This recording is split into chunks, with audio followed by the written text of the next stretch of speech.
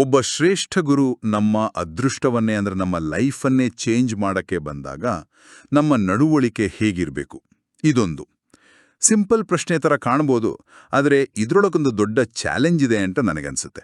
ಹೌದು, ಇದು ಕೇವಲ ನಮ್ಮ ನಡತೆ ಅಂದ್ರೆ ಬಿಹೇವಿಯರ್ ಬಗ್ಗೆ ಇರೋ ಪ್ರಶ್ನೆ ಅಲ್ಲ.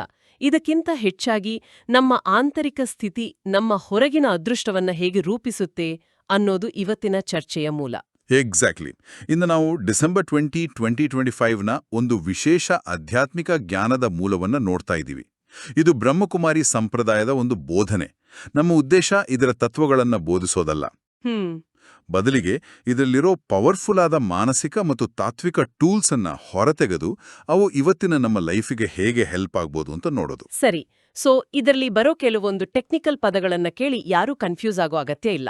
ನಾವು ಪ್ರತಿಯೊಂದನ್ನು ಸಿಂಪಲ್ ಆಗಿ ವಿವರಿಸೋಕೆ ಟ್ರೈ ಮಾಡ್ತೀವಿ. ಖಂಡಿತ. ಹಾಗಾದ್ರೆ ಈ ಜ್ಞಾನದ ಮೂಲದಲ್ಲಿ ಒಂದು ತುಂಬಾನೇ ಇಂಟ್ರೆಸ್ಟಿಂಗ್ ಸ್ಟೇಟ್ಮೆಂಟ್ ಇದೆ. ನಮ್ಮ ಅದೃಷ್ಟಕ್ಕೂ ನಮ್ಮ ರಾಯಲ್ ಚಲನ್ ಅಂದ್ರೆ ರಾಜವಂಶಸ್ಥರ ನಡತೆಗೂ ಡೈರೆಕ್ಟ್ ಸಂಬಂಧ ಇದೆ ಅಂತ. ಹೌದು. ಸೊ ನಾವಿವತ್ತು ಇದನ್ನೇ ಸ್ವಲ್ಪ ಆಳವಾಗಿ ನೋಡೋಣ. ಈ ರಾಯಲ್ ಚಲನ್ ಅಂದ್ರೆ ಏನು, ಇದು ನಮ್ಮನ್ನ ಹೊರಗಿನ ಪ್ರಪಂಚದ ಗೊಂದಲಗಳಿಂದ ಹೇಗೆ ರಕ್ಷಿಸುತ್ತೆ, ಮತ್ತೆ ಈ ದಾರಿಯಲ್ಲಿ ಬರೋ ಚಾಲೆಂಜಸ್ ಅನ್ನ ಫೇಸ್ ಮಾಡೋದು ಹೇಗೆ, ಇದೆಲ್ಲದರ ಬಗ್ಗೆ ಇವತ್ತು ಮಾತಾಡೋಣ. ತುಂಬಾನೇ ಚೆನ್ನಾಗಿದೆ, ಶುರು ಮಾಡೋಣ. ಓಕೆ, ಹಾಗಾದ್ರೆ ನೇರವಾನ್ ವಿಷಯಕ್ಕೆ ಬರೋಣ. ಮೂಲದ ಆರಂಭದಲ್ಲೇ ಮಧುರ ಮಕ್ಕಳೇ, ಸದ್ಗುರು ನಿಮ್ಮ ಉನ್ನತ ಅದೃಷ್ಟವನ್ನು ರೂಪಿಸಲು ಬಂದಿದ್ದಾರೆ, ಆದ್ದರಿಂದ ನಿಮ್ಮ ನಡತೆಯು ಅತ್ಯಂತ ರಾಯಲ್ ಆಗಿರಬೇಕು ಅಂತ ಹೇಳಿದ್ದಾರೆ. ರಾಯಲ್ ಚಲನ್ ಅಂದ ತಕ್ಷಣ ನನಗೆ ನೆನಪಾಗೋದು ಕಾಸ್ಟ್ಲಿ ಬಟ್ಟೆ, ನಿಧಾನವಾಗಿ ಮಾತಾಡೋದು, ಒಂಥರ ಫಾರ್ಮಲ್ ಬಿಹೇವಿಯರ್. ಆದರೆ ಇಲ್ಲಿ ಹೇಳ್ತಿರೋದು ಅದಕ್ಕಿಂತ ಏನೋ ಡೀಪ್ ಆಗಿದೆ ಅಂತ ನನಗನ್ನಿಸ್ತೆ. ಖಂಡಿತವಾಗಿಯೂ ಇಲ್ಲಿ ರಾಯಲ್ ಅನ್ನೋ ಪದಕ್ಕೆ ಸಂಪೂರ್ಣವಾಗಿ ಬೇರೆ ಅರ್ಥ ಇದೆ. ಇದು ನಮ್ಮ ಹೊರಗಿನ ಅಪಿಯರೆನ್ಸ್ಗೆ ಸಂಬಂಧಪಟ್ಟಿದ್ದಲ್ಲ, ಇದು ನಮ್ಮ ಆಂತರಿಕ ಸ್ಥಿತಿಯ ಬಗ್ಗೆ ಮಾತಾಡ್ತಿದೆ. ಸಿಂಪಲ್ ಆಗಿ ಹೇಳಬೇಕಂದ್ರೆ ನಮ್ಮ ಪ್ರತಿಯೊಂದು ಆಲೋಚನೆ, ಮಾತು ಮತ್ತೆ ಕೆಲಸದಲ್ಲಿ ಒಂದ್ ರೀತಿ ದೈವಿಕ ಘನತೆ ಇರಬೇಕು. ದೈವಿಕ ಘನತೆ? ಹೌದು. ನಮ್ಮ ಮನಸ್ಸಿನ ಸ್ಥಿತಿ ಅಷ್ಟು ಎತ್ತರದಲ್ಲಿರ್ಬೇಕಂದ್ರೆ ಯಾವುದೇ ಚಿಕ್ಕ ಪುಟ್ಟ ವೇಸ್ಟ್ ಅಥವಾ ನೆಗೆಟಿವ್ ವಿಷಯಗಳು ಅದನ್ನ ಕೆಳಗೆ ತರೋಕೆ ಸಾಧ್ಯವಾಗಬಾರ್ದು. ಇದು ಕೇಳೋಕೆ ಚೆನ್ನಾಗಿದೆ, ಆದರೆ ಇವತ್ತಿನ ಜಗತ್ತಿನಲ್ಲಿ ಇದು ಒಂಥರ ಸೂಪರ್ ಪವರ್ ಇದ್ದಾಗೆ ಅಲ್ವಾ? ನಮ್ಮ ಸುತ್ತಮುತ್ತ ಯಾವಾಗಲೂ ನೆಗೆಟಿವಿಟಿ, ಟೆನ್ಷನ್, ಸೋಷಿಯಲ್ ಮೀಡಿಯಾದ ಗದ್ದಲ, ಇಂಥ ಪರಿಸ್ಥಿತಿಯಲ್ಲಿ ಅಂಥ ಒಂದು ಮೆಂಟಲ್ ಫೋರ್ಟ್ ಕಟ್ಟೋದು ಹೇಗೆ? ಕರೆಕ್ಟ್. ಅದಕ್ಕಾಗಿಯೇ ಮೂಲವು ಗುರುವಿನ ಪಾತ್ರವನ್ನ ಒತ್ತಿ ಹೇಳುತ್ತೆ. ಇಲ್ಲಿ ಹೇಳೋ ಪ್ರಕಾರ ನಿಮ್ಮ ನಡವಳಿಕೆಯೇ ನಿಮ್ಮ ಗುರುವಿಗೆ ಒಂದು ರೀತಿ ಸಾಕ್ಷಿಯಾಗಬೇಕು. ನಿಮ್ಮನ್ನು ನೋಡಿದ ಜನರಿಗೆ ಇವರನ್ನು ನೋಡಿದ್ರೆ ಇವರು ಟೀಚರ್ ಎಂಥ ಗ್ರೇಟ್ ಇರಬಹುದು ಅಂತ ಅನಿಸ್ಬೇಕು. ಅಂದ್ರೆ ನಮ್ಮ ನಡತೆಯಿಂದ ನಮ್ಮ ಶಿಕ್ಷಕರಿಗೆ ಯಾವುದೇ ಕಳಂಕ ಬರಬಾರ್ದು. ಇದೊಂದು ದೊಡ್ಡ ಜವಾಬ್ದಾರಿ. ಸರಿ, ಇದು ಅರ್ಥವಾಯಿತು. ಆದರೆ ಗುರುಗಳ ವಿಷಯಕ್ಕೆ ಬಂದ್ರೆ ಇವತ್ತಿನ ಜಗತ್ತಿನಲ್ಲಿ ಗುರುಗಳಿಗೇನೂ ಕೊರತೆ ಇಲ್ಲ. ಈ ಮೂಲವು ನಿಜವಾದ ಸದ್ಗುರುವನ್ನ ಹೇಗೆ ಗುರುತಿಸುತ್ತೆ? ಯಾಕಂದ್ರೆ ಪ್ರತಿಯೊಬ್ಬರೂ ತಮ್ಮ ಗುರುಗಳೇ ಶ್ರೇಷ್ಠ ಅಂತಾರೆ. ಈ ಮೂಲ ಒಂದು ಸ್ಪಷ್ಟವಾದ ವ್ಯತ್ಯಾಸವನ್ನ ತೋರಿಸುತ್ತೆ. ಅದು ಹೇಳೋದೇನೆಂದ್ರೆ ಜಗತ್ತಿನಲ್ಲಿ ನಾವು ನೋಡೋ ಹೆಚ್ಚಿನ ಗುರುಗಳು ದೇಹಧಾರಿಗಳು, ಅಂದ್ರೆ ಶರೀರದಲ್ಲಿರೋರು. ಅವರು ಭಕ್ತರನ್ನ ಒಂದು ಫಿಸಿಕಲ್ ತೀರ್ಥಯಾತ್ರೆಗೆ ಅಂದ್ರೆ ಕಾಶಿ, ರಾಮೇಶ್ವರಂನಂತಹ ಜಾಗಗಳಿಗೆ ಕರ್ಕೊಂಡ್ ಹೋಗೋ ಗೈಡ್ ತರಹ. ಓಕೆ. ಆದ್ರೆ ನಿಜವಾದ ಸದ್ಗುರು ಒಬ್ರೇ. ಅವರು ನಿರಾಕಾರ, ಅಂದ್ರೆ ದೇಹ ಇಲ್ಲದ ಪರಮಾತ್ಮ. ಅವರು ಈ ಸಂಗಮ ಯುಗದಲ್ಲಿ ಅಂದ್ರೆ ಕರಿಯುಗದ ಅಂತ್ಯ ಮತ್ತು ಸತ್ಯಯುಗದ ಆರಂಭದ ಆ ಒಂದು ಸ್ಪೆಷಲ್ ಟೈಮ್ನಲ್ಲಿ ಮಾತ್ರ ಬರ್ತಾರೆ. ಓಕೆ, ಹಾಗಾದ್ರೆ ವ್ಯತ್ಯಾಸ ಅವರ ಕೆಲಸದಲ್ಲಿದೆ. ಫಿಸಿಕಲ್ ಗುರುಗಳು ಫಿಸಿಕಲ್ ಯಾತ್ರೆಗೆ ಕರ್ಕೊಂಡು ಹೋದ್ರೆ, ಈ ನಿರಾಕಾರ ಗುರು ಎಲ್ಲಿ ಕರ್ಕೊಂಡು ಹೋಗ್ತಾರೆ? ಅವರು ನಮ್ಮನ್ನ ಯಾವುದೇ ಫಿಸಿಕಲ್ ಜಾಗಕ್ಕೆ ಕರ್ಕೊಂಡು ಹೋಗೋದಿಲ್ಲ, ಬದಲಾಗಿ ಮುಕ್ತಿ ಮತ್ತು ಜೀವನ್ಮುಕ್ತಿಯ ದಾರಿಯನ್ನ ತೋರಿಸ್ತಾರೆ. ಅಂದ್ರೆ ನಮ್ಮನ್ನ ಈ ಜನ್ಮ ಮರಣ ಚಕ್ರದ ದುಃಖದಿಂದ ಬಿಡುಗಡೆ ಮಾಡಿ ಶಾಂತಿಯ ಮನೆಗೆ ವಾಪಸ್ ಕರ್ಕೊಂಡು ಹೋಗ್ತಾರೆ. ಅದಕ್ಕಾಗಿಯೇ? ಹೌದು, ಅದಕ್ಕಾಗಿಯೇ ಅವರನ್ನ ಪತಿತ ಪಾವನ ಅಂದ್ರೆ ಪಾಪಿಗಳನ್ನ ಪಾವನ ಮಾಡೋರು ಅಂತ ಕರೆಯಲಾಗುತ್ತೆ. ಸಿಖ್ ಧರ್ಮದಲ್ಲಿ ವಹಾಗುರು ಅಂತಾರಲ್ವಾ, ಅದರ ಹಿಂದಿನ ಭಾವ ಕೂಡ ಇದೆ. ಯಾರು ನಮ್ಮನ್ನು ವಾಪಸ್ ಮನೆಗೆ ಕರ್ಕೊಂಡು ಹೋಗೋ ದಾರಿ ತೋರಿಸ್ತಾರೋ ಅವರೇ ಶ್ರೇಷ್ಠ ಗುರು. ಈ ನಿರ್ಲಿಪ್ತ ವೀಕ್ಷಕನಾಗಿರೋ ಐಡಿಯಾ ಇದೆಯಲ್ಲ, ಇದು ತುಂಬಾನೇ ಇಂಪಾರ್ಟೆಂಟ್. ಆದ್ರೆ ಜಗತ್ತಿನಲ್ಲಿ ಯುದ್ಧ, ನ್ಯಾಚುರಲ್ ಡಿಸಾಸ್ಟರ್ಸ್, ಈ ಥರದ ಘಟನೆಗಳು ನಡಿಬೇಕಾದ್ರೆ ಏನೂ ಮಾಡದೆ ಸುಮ್ಮನೆ ನೋಡೋದು ಸರಿನಾ? ಇದು ಒಂಥರ ಇನ್ಆಕ್ಟಿವಿಟಿ ತರ ಕಾಣಲ್ವಾ? ಇದು ಅತ್ಯಂತ ಸೂಕ್ಷ್ಮವಾದ ಪ್ರಶ್ನೆ. ಸಾಕ್ಷಿ ದೃಷ್ಟ ಆಗೋದು ಅಂದ್ರೆ ಸೆನ್ಸಿಟಿವಿಟಿ ಇಲ್ಲದೆ ಇರೋದು ಅಂತಲ್ಲ. ಮೂಲದ ಪ್ರಕಾರ ಈ ಹಳೆಯ ಪ್ರಪಂಚದ ವಿನಾಶ ಇದೆಯಲ್ಲ, ಅದು ಈ ಬ್ರಹ್ಮಾಂಡದ ನಾಟಕದಲ್ಲಿ ಮೊದಲೇ ಫಿಕ್ಸ್ ಆಗಿದೆ. ಓಕೆ. ಇದೊಂದು ಸೃಷ್ಟಿ ಚಕ್ರದ ಭಾಗ. ಇದರಲ್ಲಿ ಯಾವುದೇ ಮನುಷ್ಯನ, ವಿಜ್ಞಾನಿಯ ಅಥವಾ ಲೀಡರ್ ತಪ್ಪಿಲ್ಲ. ಇದೊಂದು ದೊಡ್ಡ ಪ್ರಾಸೆಸ್. ಸೊ ಬ್ಲೇಮ್ ಮಾಡೋ ಬದಲು ಈ ಡ್ರಾಮಾವನ್ನ ಅರ್ಥ ಮಾಡ್ಕೊಂಡು ಅದರಿಂದ ಡಿಟ್ಯಾಚ್ಡ್ ಆಗಿರ್ಬೇಕು. ಅಂದ್ರೆ ಇದು ಹೀಗೆ ಆಗಬೇಕಿತ್ತು ಅನ್ನೋ ಒಂದು ಅರಿವಿನೊಂದಿಗೆ ನೋಡೋದು. ಹೌದು. ಇದರರ್ಥ ನಮ್ಮ ಬುದ್ಧಿಯನ್ನ ಈ ಹಳೇ ಪ್ರಪಂಚದ ಮೇಲಿನ ವ್ಯಾಮೋಹದಿಂದ ಸಂಪೂರ್ಣವಾಗಿ ತೆಗೆದುಹಾಕೋದು. ಇದನ್ನೇ ನಿಜವಾದ ಸನ್ಯಾಸ ಅಂತ ಮೂಲದಲ್ಲಿ ಹೇಳಲಾಗುತ್ತೆ. ಬೇರೆಯವರು ಮನೆಮಠ ಬಿಟ್ರೆ, ಇಲ್ಲಿ ನಾವು ನಮ್ಮ ಬುದ್ಧಿಯಿಂದ ಈ ಹಳೆ ದೇಹ ಮತ್ತೆ ಹಳೆ ಪ್ರಪಂಚದ ಮೇಲಿನ ಆಸೆಯನ್ನ ತ್ಯಜಿಸ್ತೀವಿ. ಈ ಕಾನ್ಸೆಪ್ಟ್ ವಿವರಿಸೋಕೆ ಮೂಲದಲ್ಲಿ ಕೆಲವು ಶಾರ್ಪ್ ಆದ ಎಕ್ಸಾಂಪಲ್ಸ್ ಬಳಸಿದ್ದಾರೆ ಅಂತ ನಾನು ನೋಡಿದೆ. ಒಂದು ಡಾಕ್ಟರ್ಸ್ ಕೈಬಿಟ್ಟ ಪೇಷಂಟ್ ಬಗ್ಗೆ, ಇನ್ನೊಂದು ಬಂಗಾಳದ ಒಂದು ಹಳೆ ಪದ್ಧತಿ ಬಗ್ಗೆ. ಇವು ಇವತ್ತಿನ ಕಾಲಕ್ಕೆ ಸ್ವಲ್ಪ ಕಠೋರ ಅಂತ ಅನ್ಸ್ಬೋದು. ಹೌದು, ಆ ಉದಾಹರಣೆಗಳು ಕಠೋರವಾಗಿವೆ. ಆದ್ರೆ ಅವುಗಳ ಹಿಂದಿನ ಭಾವನೆಯನ್ನ ನಾವು ಅರ್ಥ ಮಾಡ್ಕೋಬೇಕು. ಆ ಉದಾಹರಣೆಗಳ ಉದ್ದೇಶ ಕ್ರೂರ್ಯವನ್ನ ತೋರಿಸೋದಲ್ಲ, ಬದಲಾಗಿ ಒಂದು ನಿರ್ಧಾರದ ಫೈನಾಲಿಟಿಯನ್ನ ತೋರಿಸೋದು. ಆ ಪೇಷಂಟ್ ಇನ್ನು ಬದುಕಲ್ಲ ಅಂತ ಕನ್ಫರ್ಮ್ ಆದಾಗ ಮನೆಯವರು ಹೇಗೆ ಭರವಸೆ ಕಳ್ಕೊಳ್ತಾರೋ, ಹಾಗೆಯೇ ಈ ಹಳೆ ದುಃಖಮಯ ಪ್ರಪಂಚ ಇನ್ನು ಸರಿ ಹೋಗಲ್ಲ ಅನ್ನೋ ಸತ್ಯವನ್ನ ನಾವು ಅಕ್ಸೆಪ್ಟ್ ಮಾಡಬೇಕು. ಇದು ಒಂಥರ ಟಫ್ ಲವ್ ಇದ್ದಾಗೆ. ಕರೆಕ್ಟ್. ಮುಳುಗ್ತಿರೋ ಹಡಗನ್ನ ಸರಿ ಮಾಡೋಕೆ ಟ್ರೈ ಮಾಡೋ ಬದಲು ಅದರಿಂದ ಹೊರಬರೋದು ಜಾಣತನ ಅಲ್ವಾ? ಹಾಗಾದ್ರೆ ಇದು ಒಂದು ರೀತಿಯಲ್ಲಿ ನಮ್ಮ ಮೆಂಟಲ್ ಎನರ್ಜಿಯನ್ನ ಅನವಶ್ಯಕ ವಿಷಯಗಳ ಮೇಲೆ ವೇಸ್ಟ್ ಮಾಡದೆ ಹೊಸ ಸೃಷ್ಟಿಗಾಗಿ ಉಳಿಸ್ಕೊಳ್ಳೋ ಟೆಕ್ನಿಕ್. ವಾ ಸದ್ಗುರುವಾ, ತಾವು ನಮ್ಮನ್ನು ಮೊದಲೇ ಎಚ್ಚರಿಸಿದ್ರಿ ಅನ್ನೋ ಒಂದು ಕೃತಜ್ಞತೆಯ ಭಾವನೆ ಬರಬೇಕು. ಬ್ಲೇಮ್ ಗೇಮ್ ಅಲ್ಲ. ನಿಖರವಾಗಿ. ಜ್ಞಾನದ ಕ್ಲಾರಿಟಿಯೇ ನಮ್ಮನ್ನ ಯಾವುದೇ ಪರಿಸ್ಥಿತಿಯಲ್ಲಿ ಅಲುಗಾಡದಂತೆ ಸ್ಟೇಬಲ್ ಆಗಿ ಇಡುತ್ತೆ. ಈ ಸ್ಟೆಬಿಲಿಟಿ ಸಾಧಿಸೋಕೆ ಜ್ಞಾನದ ಜೊತೆಗೆ ಯೋಗ ಅಥವಾ ನೆನಪಿನ ಯಾತ್ರೆಯ ಬಗ್ಗೆನೂ ಮೂಲದಲ್ಲಿ ಹೆಚ್ಚು ಒತ್ತು ನೀಡಲಾಗಿದೆ. ಇದರಲ್ಲಿ ಅತ್ಯಂತ ಇಂಪಾರ್ಟೆಂಟ್ ಪ್ರಾಕ್ಟೀಸ್ ಯಾವುದು? ಯೋಗದ ತಿರುಳೇ ದೇಹಿ ಅಭಿಮಾನಿಯಾಗೋದು. ಈ ಎರಡೂ ಶಬ್ದಗಳು ಇಡೀ ಸ್ಪಿರಿಚುವಲ್ ಜರ್ನಿಯ ಸಾರವನ್ನ ಹಿಡಿದಿಡುತ್ತೆ. ಅಂದ್ರೆ ನಾನು ಈ ದೇಹ ಅಲ್ಲ, ನಾನೊಬ್ಬ ಆತ್ಮ ಅನ್ನೋ ಅರಿವಿನಲ್ಲಿ ನಿರಂತರವಾಗಿ ಇರೋದು. ಇದು ಕೇಳೋಕೆ ಸಿಂಪಲ್ ಆಗಿದೆ, ಆದ್ರೆ ಪ್ರಾಕ್ಟೀಸ್ ಮಾಡೋದು ತುಂಬಾನೇ ಕಷ್ಟ. ಯಾಕಂದ್ರೆ ನಾವು ಹುಟ್ಟಿದಾಗಿಂದ ನಮ್ಮ ಹೆಸರು, ನಮ್ಮ ದೇಹ, ನಮ್ಮ ಪ್ರೊಫೆಷನ್ ಜೊತೆ ಗುರುತಿಸ್ಕೊಂಡಿದ್ದೀವಿ. ನಾನೊಬ್ಬ ಆತ್ಮ, ಒಂದು ಚೈತನ್ಯ ಶಕ್ತಿ ಅಂತ ಸದಾ ನೆನ್ಪಿಟ್ಕೊಳ್ಳೋದು ಹೇಗೆ ಸಾಧ್ಯ? ನೀವು ಹೇಳಿದ್ದು ನಿಜ. ಇದು ಕಷ್ಟ. ಯಾಕಂದ್ರೆ ಜನ್ಮಾಂತರಗಳಿಂದ ದೇಹಾಭಿಮಾನದ ಅಭ್ಯಾಸ ಇದೆ. ಅದಕ್ಕೆ ಇದನ್ನ ಅಭ್ಯಾಸ ಅಂತ ಕರೆಯೋದು. ಪದೇ ಪದೇ ನಮಗೆ ನಾವೇ ನೆನ್ಪಿಸ್ಕೋಬೇಕು. ನಾನು ಈ ಕಣ್ಣುಗಳಿಂದ ನೋಡ್ತಿರೋ ಚೈತನ್ಯ, ಈ ಕಿವಿಗಳಿಂದ ಕೇಳ್ತಿರೋ ಶಕ್ತಿ. ಇದೊಂದು ನಿರಂತರ ಪ್ರಕ್ರಿಯೆ. ಹೌದು. ಇದು ಒಂದೇ ಕ್ಷಣದಲ್ಲಿ ಆಗೋ ಬದಲಾವಣೆ ಅಲ್ಲ. ಸರಿ. ಈ ಕಷ್ಟಕರವಾದ ಅಭ್ಯಾಸದಿಂದಾಗೋ ಡೈರೆಕ್ಟ್ ಬೆನಿಫಿಟ್ ಏನು? ಇದು ನಮ್ಮ ಕರ್ಮಗಳ ಮೇಲೆ ಹೇಗೆ ಎಫೆಕ್ಟ್ ಆಗುತ್ತೆ? ವಿಕರ್ಮ ವಿನಾಶ ಅನ್ನೋ ಪದವನ್ನ ಮೂಲದಲ್ಲಿ ಬಳಸಿದ್ದಾರೆ. ಅದರ ಅರ್ಥವೇನು? ಇದೊಂದು ಇಂಟ್ರೆಸ್ಟಿಂಗ್ ಕಾನ್ಸೆಪ್ಟ್. ವಿಕರ್ಮ ವಿನಾಶವನ್ನ ಒಂದು ಮೆಂಟಲ್ ಸಾಫ್ಟ್ವೇರ್ ಕ್ಲೀನಪ್ಗೆ ಹೋಲಿಸ್ಬೋದು. ನಮ್ಮ ಹಳೇ ತಪ್ಪು ಕೆಲ್ಸಗಳು ನಮ್ಮ ಆತ್ಮದ ಮೇಲೆ ಒಂಥರ ಬಗ್ಗಿ ಕೋಡ್ ಅಥವಾ ಕಾರ್ಮಿಕ್ ಡೆಟ್ ಅನ್ನ ಕ್ರಿಯೇಟ್ ಮಾಡಿರುತ್ತೆ. ಮೂಲದಲ್ಲಿ ಒಂದು ಮಹಾವಾಕ್ಯ ಇದೆ, ಕೇವಲ ನನ್ನೊಬ್ಬನನ್ನೇ ನೆನಪು ಮಾಡಿ, ಆಗ ನಿಮ್ಮ ವಿಕರ್ಮಗಳು ವಿನಾಶವಾಗುತ್ತವೆ. ಆದ್ರೆ ಬರೀ ನೆನಪು ಮಾಡೋದ್ರಿಂದ ನಮ್ಮ ಪಾಪಕರ್ಮಗಳು ನಾಶವಾಗುತ್ತೆ ಅನ್ನೋದು ಕೆಲವರಿಗೆ ತುಂಬಾ ಸಿಂಪಲ್ ಆಗಿ ಅಥವಾ ಮ್ಯಾಜಿಕಲ್ ಆಗಿ ಕಾಣಿಸ್ಬೋದು. ಇದರ ಹಿಂದಿರೋ ಆಳವಾದ ಸೈಕಲಾಜಿಕಲ್ ಪ್ರಾಸೆಸ್ ಏನು? ಇದು ಮ್ಯಾಜಿಕಲ್ ಅಲ್ಲ, ಇದೊಂದು ಸ್ಪಿರಿಚುವಲ್ ಸೈನ್ಸ್. ನಾವು ಪವಿತ್ರತೆಯ ಸಾಗರ, ಗುಣಗಳ ಸಾಗರವಾದ ಪರಮಾತ್ಮನನ್ನ ನೆನಪು ಮಾಡಿದಾಗ ಅವರ ಪವರ್ಫುಲ್ ಮತ್ತು ಪವಿತ್ರವಾದ ಕಿರಣಗಳು ನಮ್ಮ ಆತ್ಮದ ಮೇಲೆ ಬೀಳುತ್ತೆ.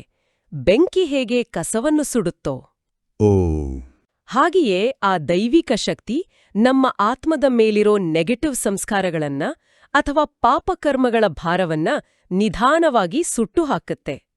ಇದು ಫೈಲ್ ಡಿಲೀಟ್ ಮಾಡಿದ ಹಾಗೆ ಅಲ್ಲ, ಬದಲಿಗೆ ಕಲ್ಲಿದ್ದಲನ್ನ ವಜ್ರವನ್ನಾಗಿ ಟ್ರಾನ್ಸ್ಫಾರ್ಮ್ ಮಾಡೋ ಒಂದು ಡೀಪ್ ಪ್ರಾಸೆಸ್.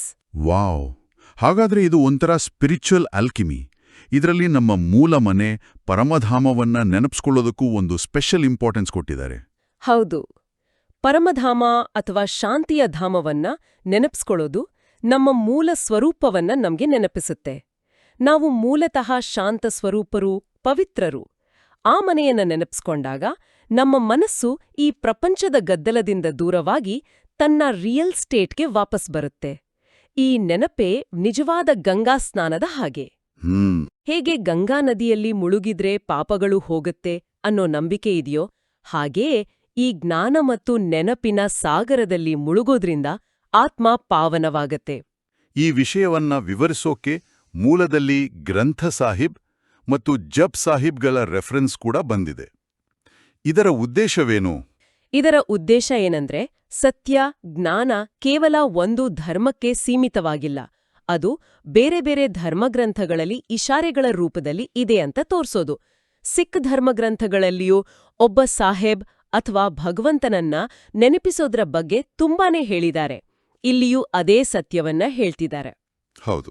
ಒಬ್ಬ ತಂದೆಯನ್ನ ನೆನ್ಪಿಸಿ, ಆಗ ನಿಮ್ಗೆ 21 ಜನ್ಮಗಳ ಆಸ್ತಿ ಸಿಗುತ್ತೆ.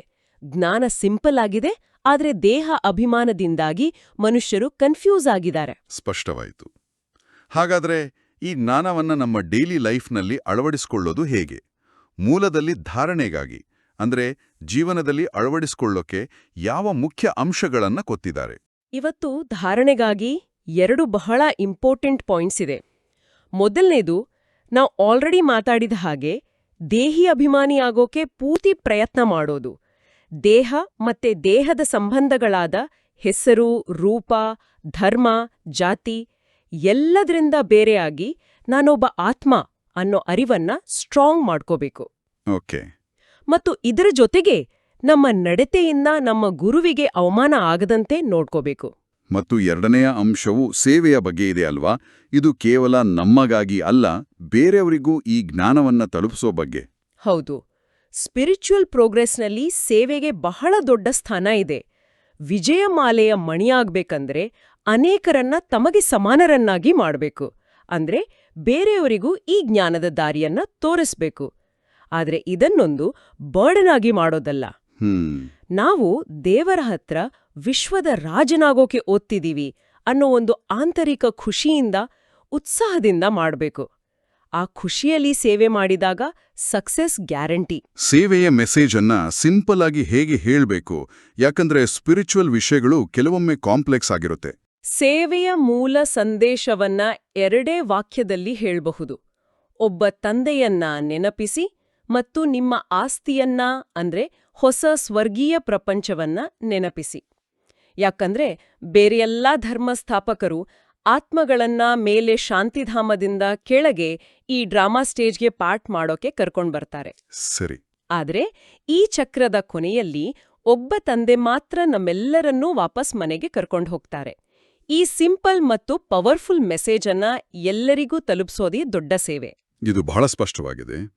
ಈಗ ಮೂಲದಲ್ಲಿರೋ ವರದಾನದ ಕಡೆಗೆ ಬರೋಣ.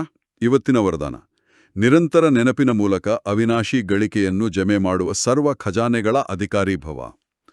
ಇದರಲ್ಲಿ ನಿರಂತರ ನೆನಪು ಅಂದ್ರೆ ಏನು? ದಿನವಿಡೀ ಕಣ್ಮುಚ್ಚಿ ಕೂರೋದಂತೂ ಅಲ್ಲ. ಖಂಡಿತ ಅಲ್ಲ. ನಿರಂತರ ನೆನಪು ಅಂದ್ರೆ ಪ್ರತಿಯೊಂದು ಕೆಲಸ ಮಾಡುವಾಗಲೂ ಒಂದು ಆಂತರಿಕ ಅರಿವಿರೋದು. ಅಡ್ಗೆ ಮಾಡುವಾಗ, ಆಫೀಸ್ ಕೆಲಸ ಮಾಡುವಾಗ, ಪ್ರಯಾಣ ಮಾಡುವಾಗ ನಾನು ಆತ್ಮ, ಪರಮಾತ್ಮನ ಮಗು, ಮತ್ತೆ ಈ ಕೆಲಸವನ್ನ ಅವರ ಗೈಡೆನ್ಸ್ನಲ್ಲಿ ಮಾಡ್ತಿದ್ದೀನಿ ಅನ್ನೋ ಒಂದು ಸಣ್ಣ ಸ್ಮೃತಿ ಇರಬೇಕು. ಈ ಸ್ಮೃತಿ ಇದ್ದಾಗ ನಮ್ಮ ಪ್ರತಿಯೊಂದು ಕ್ಷಣವೂ ಒಂದು ಅವಿನಾಶಿ ಗಳಿಕೆ ಆಗತ್ತೆ. ಅಂದ್ರೆ ನಮ್ಮ ಸ್ಪಿರಿಚುವಲ್ ಬ್ಯಾಂಕ್ ಅಕೌಂಟ್ನಲ್ಲಿ ಪುಣ್ಯ ಜಮೆ ಆಗ್ತಾ ಹೋಗುತ್ತೆ. ಆಗ ನಾವು ಸುಖ, ಶಾಂತಿ, ಆನಂದದಂತಹ ಎಲ್ಲಾ ಖಜಾನೆಗಳಿಗೆ ಭಿಕ್ಷುಕರಾಗೋ ಬದಲು ಅಧಿಕಾರಿಗಳಾಗ್ತೀವಿ. ಆದ್ರೆ ಜೀವನದಲ್ಲಿ ಚಾಲೆಂಜಸ್ ಬಂದಾಗ, ಕಷ್ಟಗಳು ಎದುರಾದಾಗ ಈ ನಿರಂತರ ನೆನಪು ಸಾಧ್ಯನಾ? ಆಗ ಮನಸ್ಸು ಚೆದರಿ ಹೋಗುತ್ತಲ್ಲ? ಈ ಪ್ರಶ್ನೆಗೆ ಮೂಲದಲ್ಲಿ ಒಂದು ಅದ್ಭುತವಾದ ಉತ್ತರ ಇದೆ. ಅದು ಹೇಳೋದೇನಂದ್ರೆ, ಕಷ್ಟಗಳು ನಮ್ಮನ್ನ ದುಃಖಿ ಮಾಡೋಗೆ ಬರೋದಿಲ್ಲ, ಬದಲಿಗೆ ತಂದೆಯ ನೆನಪನ್ನ ಇನ್ನಷ್ಟು ಜಾಸ್ತಿ ಮಾಡಕ್ ಬರುತ್ತೆ. ಸಾಮಾನ್ಯವಾಗಿ ನಮಗೆ ಕಷ್ಟ ಬಂದಾಗ ಮಾತ್ರ ದೇವ್ರು ಹೆಚ್ಚು ನೆನ್ಪಾಗ್ತಾರೆ. ಹೌದು, ಇದು ನಿಜ. ಮೂಲದಲ್ಲಿ ಒಂದು ಸುಂದರವಾದ ಉದಾಹರಣೆ ಇದೆ. ಹೇಗೆ ಮುಳ್ಳು ಗುಲಾಬಿ ಹೂವನ್ನ ಪ್ರೊಟೆಕ್ಟ್ ಮಾಡುತ್ತೋ, ಹಾಗೆಯೇ ಈ ಸಣ್ಣಪುಟ್ಟ ತೊಂದರೆಗಳು ಮಾಯೆಯ ದೊಡ್ಡ ಬಿರುಗಾಳಿಗಳಿಂದ ನಮ್ಮನ್ನ ರಕ್ಷಿಸೋ ಸಾಧನಗಳಾಗುತ್ತೆ. ಅವು ನಮ್ಮ ಗಮನವನ್ನ ಪ್ರಪಂಚದಿಂದ ತೆಗೆದು ದೇವರ ಕಡೆಗೆ ತಿರುಗಿಸುತ್ತೆ. ಈ ದೃಷ್ಟಿಕೋನದಿಂದ ನೋಡಿದಾಗ ಪ್ರಾಬ್ಲಮ್ಸ್ ನಮ್ಮ ಶತ್ರುಗಳಲ್ಲ, ಬದಲಾಗಿ ನಮ್ಮನ್ನ ಸ್ಟ್ರಾಂಗ್ ಮಾಡೋ ಫ್ರೆಂಡ್ಸ್. ವಾಹ್, ಈ ಪರ್ಸ್ಪೆಕ್ಟಿವ್ ಇದೆಯಲ್ಲ, ಇದು ಪರಿಸ್ಥಿತಿಯನ್ನೇ ಕಂಪ್ಲೀಟಾಗಿ ಚೇಂಜ್ ಮಾಡಿಬಿಡುತ್ತೆ. ಪ್ರಾಬ್ಲಮ್ಸ್ ಅನ್ನ ರಕ್ಷಕರು ಅಂತ ನೋಡೋದು ಇದೊಂದು ಪವರ್ಫುಲ್ ಮೆಂಟಲ್ ರೀಫ್ರೇಮ್. ಸರಿ, ಕೊನೆಯದಾಗಿ ಇವತ್ತಿನ ಸ್ಲೋಗನ್ ಏನ್ ಹೇಳುತ್ತೆ? ಇವತ್ತಿನ ಸ್ಲೋಗನ್ ನಮ್ಮನ್ನ ಇನ್ನೊಂದು ಸ್ಟೆಪ್ ಮುಂದೆ ಕರ್ಕೊಂಡು ಹೋಗುತ್ತೆ. ಸ್ನೇಹ ಸ್ವರೂಪದ ಅನುಭವವನ್ನು ಹಂಚಿಕೊಳ್ಳುತ್ತೀರಿ, ಈಗ ಶಕ್ತಿ ಸ್ವರೂಪದ ಅನುಭವವನ್ನು ಹಂಚಿಕೊಳ್ಳಿ. ಇದರ ಅರ್ಥವೇನು? ಪ್ರೀತಿ ಹಂಚೋದು ಬೇರೆ, ಶಕ್ತಿ ಹಂಚೋದು ಬೇರೆಯಾ? ಹೌದು. ಇದರ ಅರ್ಥ ನಾವು ಕೇವಲ ದೇವರ ಪ್ರೀತಿಯ ಬಗ್ಗೆ ಮಾತಾಡೋದು, ಸ್ವೀಟಾಗಿ ಮಾತಾಡೋದು ಮಾತ್ರವಲ್ಲ, ಈಗ ಒಂದು ಶಕ್ತಿಯ ಸ್ತಂಭದ ಹಾಗೆ ಆಗ್ಬೇಕು. ಉದಾಹರಣೆಗೆ, ಯಾರಾದ್ರೂ ಅಶಾಂತಿಯಿಂದ ನಮ್ಮತ್ರ ಬಂದ್ರೆ ಅವರಿಗೆ ನಮ್ಮ ಸಾನ್ನಿಧ್ಯದಿಂದ ಶಾಂತಿಯ ಶಕ್ತಿಯ ಅನುಭವ ಆಗ್ಬೇಕು. ಓಕೆ.